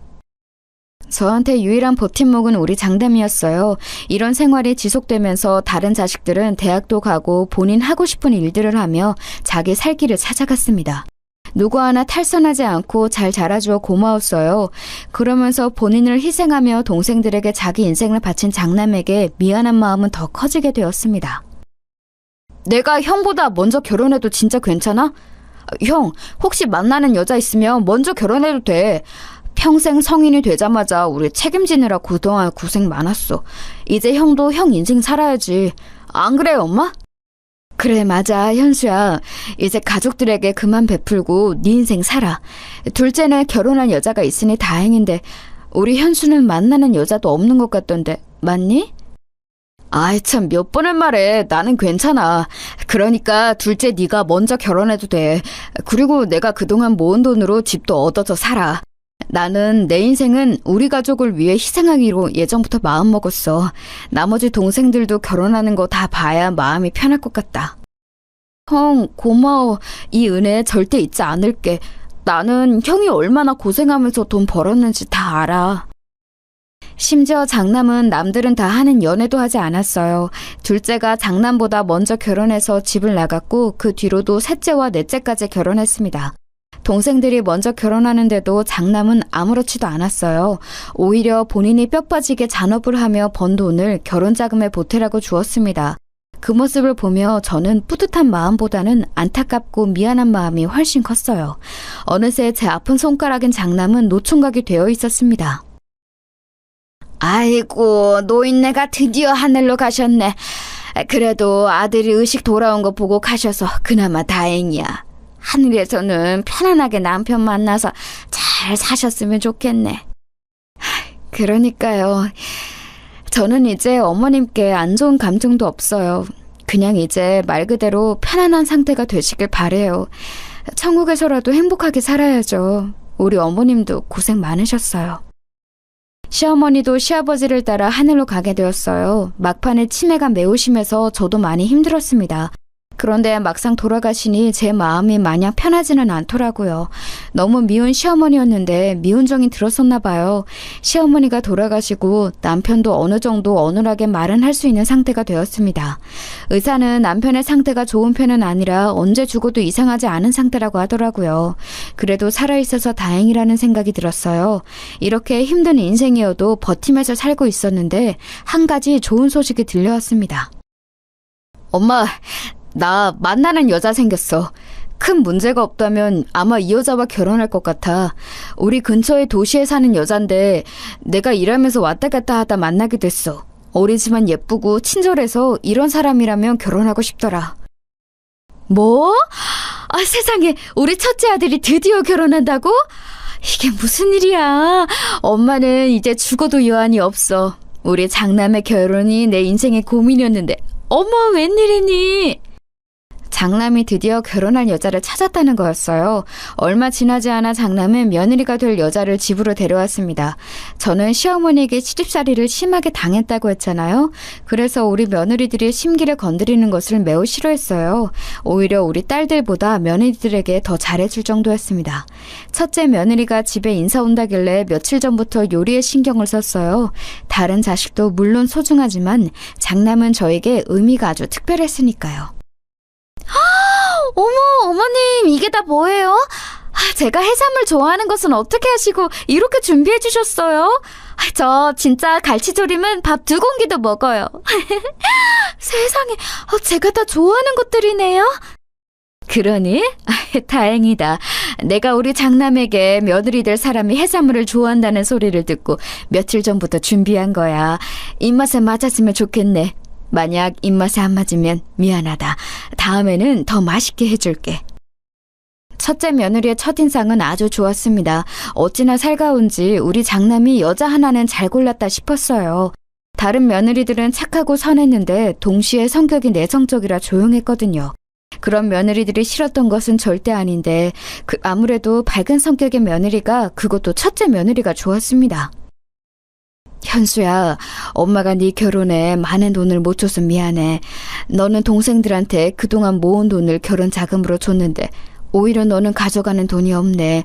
내가 진짜 너한테는 면목이 없다. 에이, 엄마, 내가 뭐 그런 거 바라고 애들 뒷바라지 했어? 아닌 거 알잖아. 애초에 나는 그 돈을 돌려받거나 나도 똑같이 받아야 한다는 생각 자체가 없었어. 그러니까 신경 쓰지 마. 너무 슬펐던 점은 장남은 일하면서 모은 돈을 다 동생들 결혼 자금으로 주었는데 저는 장남에게 줄 돈이 없다는 거였습니다.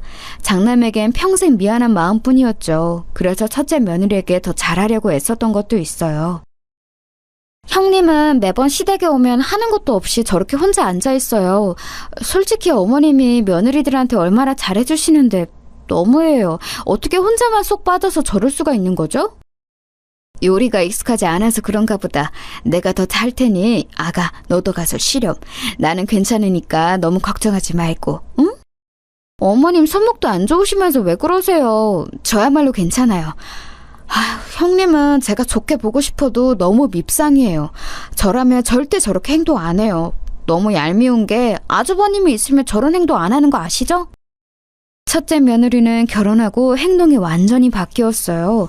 여우처럼 장남이 있으면 살갑게 다가오는 척하며 도왔는데 장남이 자리를 비우면 아무것도 하지 않고 소파에 누워서 핸드폰을 하기 바빴습니다. 그걸 보며 둘째 며느리도 그렇고 딸들이 불만이 매우 많았어요. 내가 시누이집 한다고 할까봐 일부러 가만히 있는데 아무리 봐도 첫째 새언니는 너무해. 저라면서 엄마가 만든 반찬은 쏙 가져가더라? 어떻게 사람이 저러니? 아휴. 너무 뭐라고 하지 마. 그래도 너희 오빠랑 결혼해서 사는 사람이잖아. 그러니까 싫어도 티 절대 내지 마. 너희를 오빠를 봐서라도. 알겠어? 나도 당연히 오빠 생각해서 가만히 있는 거지. 우리 오빠가 평생 연애라고는 안 하고 우리를 위해 살아서 저런 여우 같은 여자한테 홀랑 속은 거지. 진짜 순진해서 걱정이야. 차라리 좀 놀 거 다 놀았으면 얼마나 좋아? 너의 오빠가 워낙 우리를 위해 살아서 그렇지. 엄마도 너희 새언니가 완전히 마음에 드는 것은 절대 아니야. 그냥 장남 얼굴을 봐서 참는 거야. 장남은 젊은 시절을 다 우리 가족을 위해 바쳐서 여자에 있어서는 문외한이었거든요. 그래도 본인은 만족하며 사는 것 같아 첫째 며느리에게는 전혀 티를 내지 않았습니다. 그러다 사건이 하나 발생했어요. 의식을 차린 후 병원에 계속 입원해 있던 남편이 하늘로 가게 되었습니다.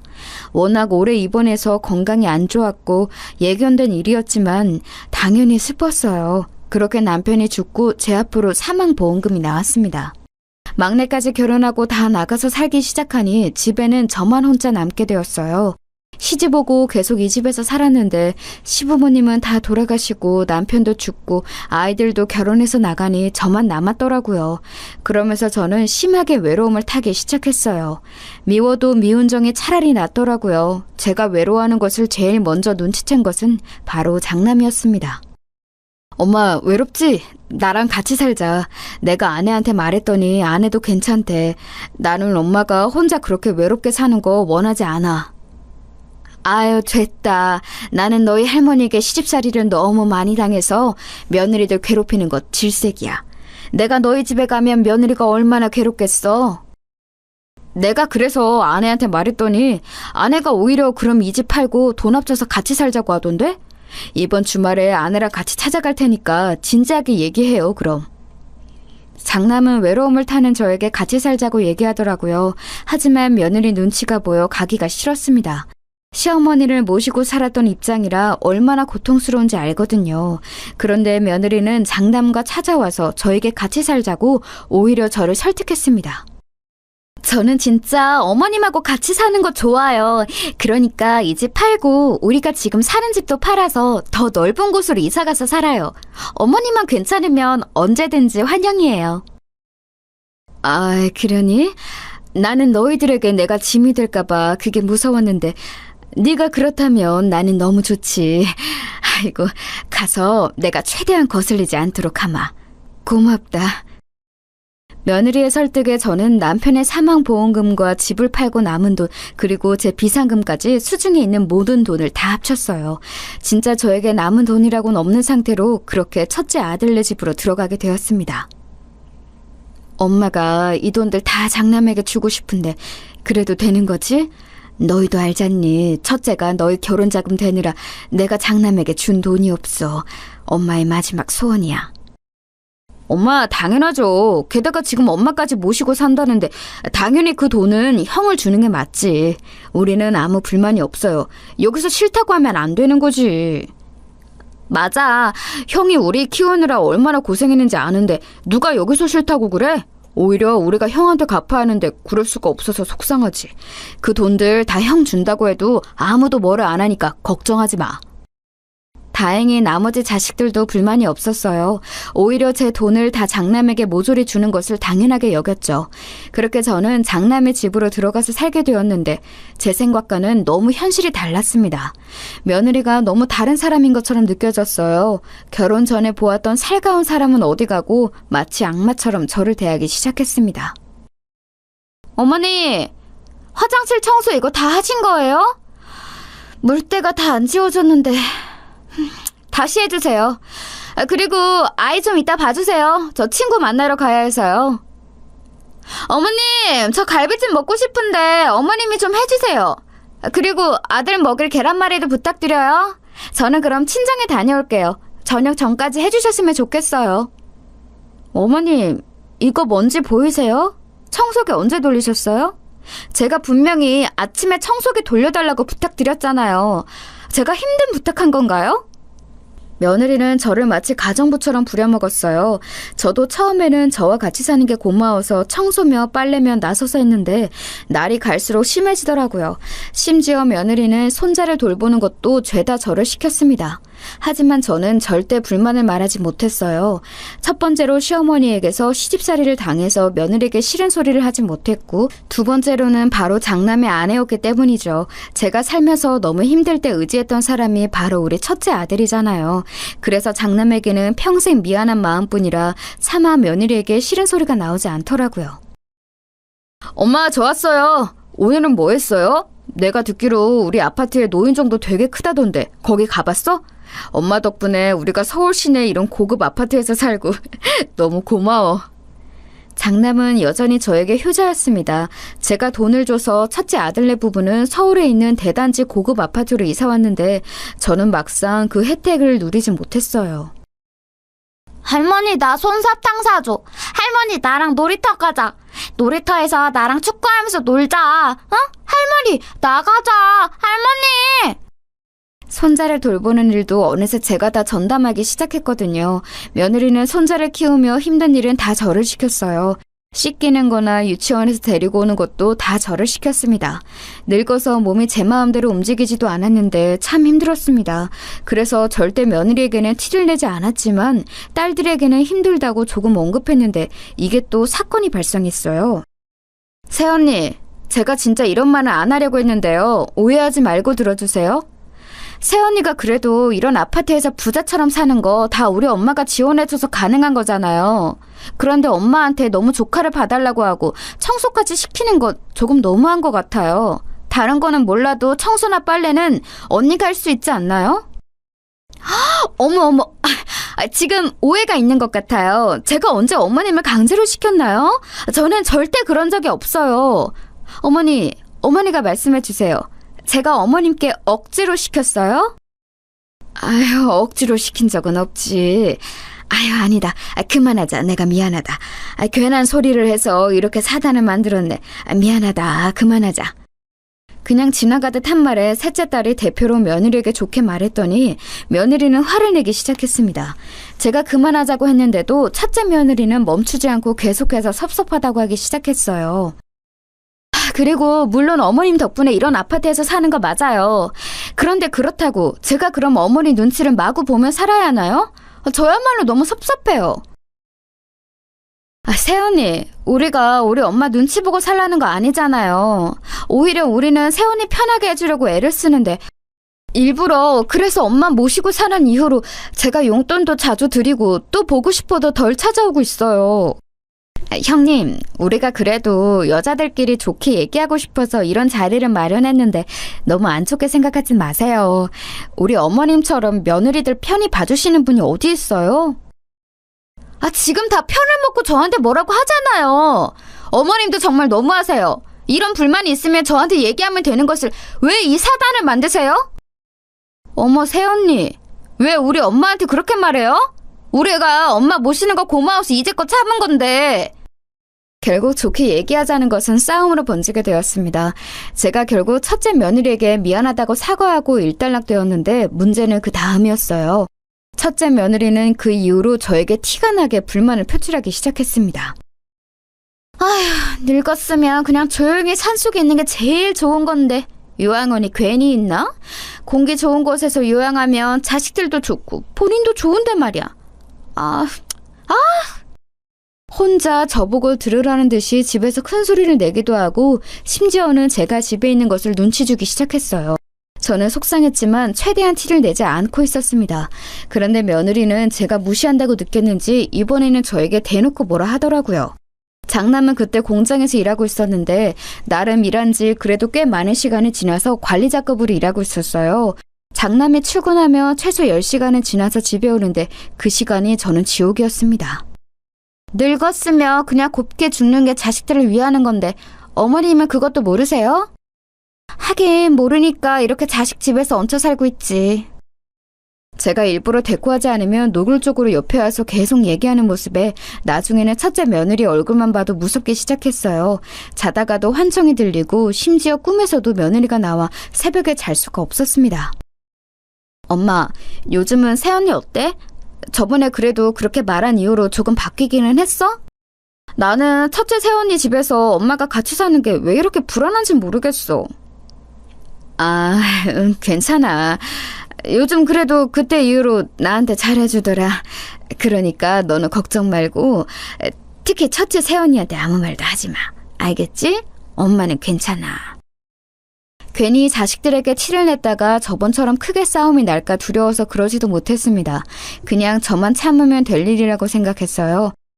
그러다가 사건이 하나 더 터지게 되었습니다. 제가 그날 손자를 데리고 갔다가 그만 발을 헛디뎌서 넘어지게 되었어요. 손자를 안고 넘어져서 다행히 손자는 다치지 않았습니다. 엄마, 이게 무슨 일이야? 괜찮아? 아유, 안 그래도 몸도 안 좋으면서 왜 손자를 데리러 갔어? 아이고, 속상해라. 내가 일하다 놀라서 바로 뛰어왔어. 의사가 뭐래? 엄마는 괜찮아. 다행히 우리 손자도 다친 곳이 없다더라. 나는 깁스만 조금 하고 있으면 될 것 같대. 무슨 입원이나 수술 같은 건 필요 없다니까 다행이지. 그냥 집에서 조용히 누워있으면 된대. 정말 다행히 크게 다친 곳은 전혀 없었는데 문제는 제 깁스였어요. 깁스를 하니 집 밖으로 나가질 못하고 가만히 누워있어야 했거든요. 이때부터 오늘 사연의 절정이 시작되었습니다. 크게 다치지는 않았어도 왼쪽 발목과 오른쪽 무릎 그리고 골반뼈가 조금 아파서 한동안 저는 자리에서 움직일 수가 없었어요. 병원에 입원할 정도는 아니고 누워있으면 자연스럽게 회복될 거라 해서 집에서 가만히 있었습니다. 그런데 그러니 저는 당연히 집안일을 할 수가 없었어요. 또 손자를 데리러 가거나 오지도 못했죠. 첫째 며느리는 거기에 불만을 느꼈는지 저에게 심하게 뭐라 불만을 표출했어요. 엄마, 저 왔어요. 오늘은 뭐 좀 먹었어요? 입맛이 없다고 아무것도 안 먹었다며. 배고프지 않아? 죽이나 과일 같은 거라도 줄까요? 어머님, 아무것도 드시고 싶지 않으시다고 했어. 쉬고 싶은 모양이던데. 그러니까 당신도 어머님 괴롭히지 말고 빨리 방에서 나와요. 며느리는 심지어 제 입에 들어가는 것도 아까운지 먹을 것도 잘 주지 않았어요. 심지어 제가 하지도 않은 말을 지어내기 시작했습니다. 이제 저도 버티는 게 한계가 있었어요. 아무리 장남에게 미안한 마음뿐이고 제가 말해서 가족들 간에 큰 싸움이 일어나도 저도 할 말은 하고 싶었습니다. 그런데 첫째 며느리는 장남 앞에서는 완전히 착한 며느리처럼 행동하더라고요. 여보, 내가 어머님 모시고 병원 데려갈 테니까 당신은 걱정하지 말고 그냥 출근해요. 어차피 병원까지 거리가 먼 것도 아니니까 모시고 다녀올게. 아, 그래? 당신이 모시고 갈 거야? 그러면 날 너무 고맙지. 엄마, 오늘은 그럼 며느리랑 오붓하게 둘이 다녀와요. 며느리는 심지어 저를 데리고 병원에 다닌다고 했는데 그것 또한 고통이었습니다. 가는 내내 얼마나 구박하던지 너무 속상해서 혼자 집에 와서 울기도 했어요. 참는 것도 한계가 있었고 저도 그래서 마음을 굳게 먹었습니다. 그런데 장남 앞에선 며느리가 워낙 다른 사람처럼 행동했기 때문에 며느리의 짓을 다 말하려면 증거가 필요했어요. 마침 장남이 사준 핸드폰이 있어서 며느리가 저에게 와서 저주하던 막말을 내뱉는 것을 다 녹음하기 시작했습니다. 노인네가 너무 오래 사는 것도 가족들한테 민폐인 거 알아요? 적당히 살고 죽는 게 오히려 자식들을 위한 길이란 거 명심하세요. 늙었으면 곱게 죽지. 이러면 자식들한테 미안하지도 않나? 자식들 귀찮게 하지 말고 그냥 죽는 게 어때요? 아, 나 같으면 그냥 스스로 요양병원으로 걸어서 들어가겠다. 이렇게 며느리한테 병수발 들게 하는 거 미안하지도 않아요? 이 노인네야? 저는 일부러 아무 대꾸도 하지 않고 그대로 며느리의 막말을 녹음했어요. 며느리는 제가 무시하고 눈을 감고 있자 나중에는 심지어 저를 꼬집기 시작했습니다. 예.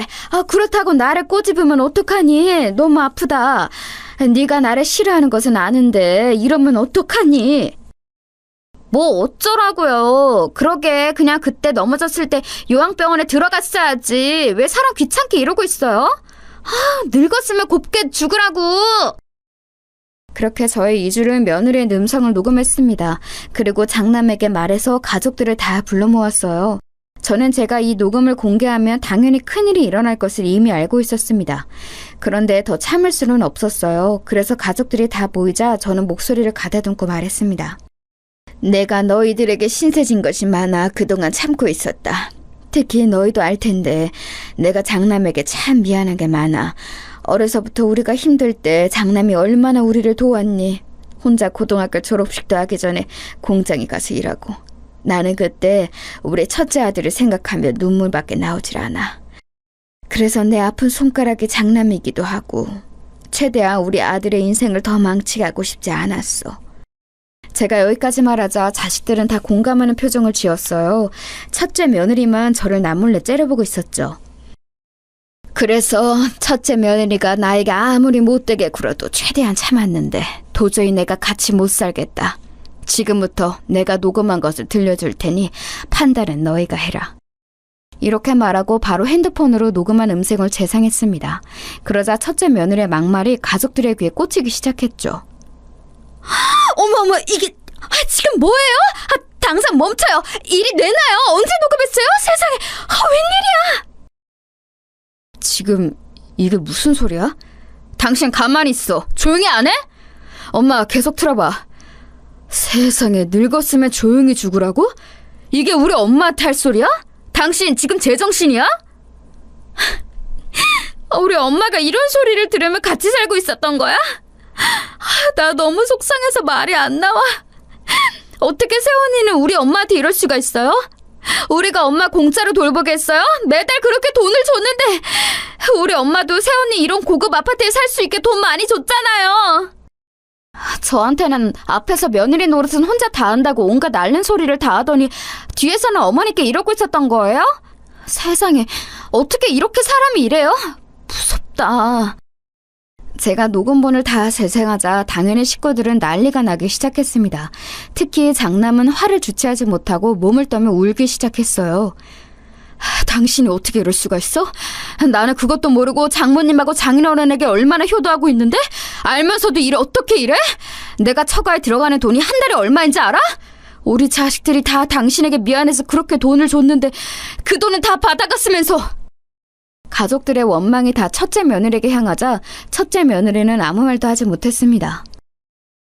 내가 나를 모시고 사는 것이 힘드니까 청소며 빨래며 음식이며 혼자 다 했단다.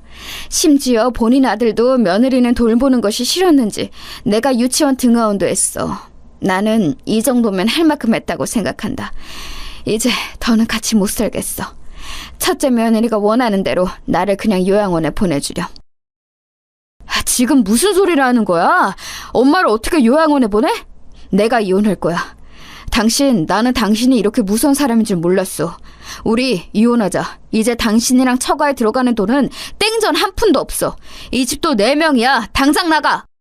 장남은 크게 화를 내며 이혼 선언을 했습니다. 그러자 며느리가 어떻게 반응했는지 아세요?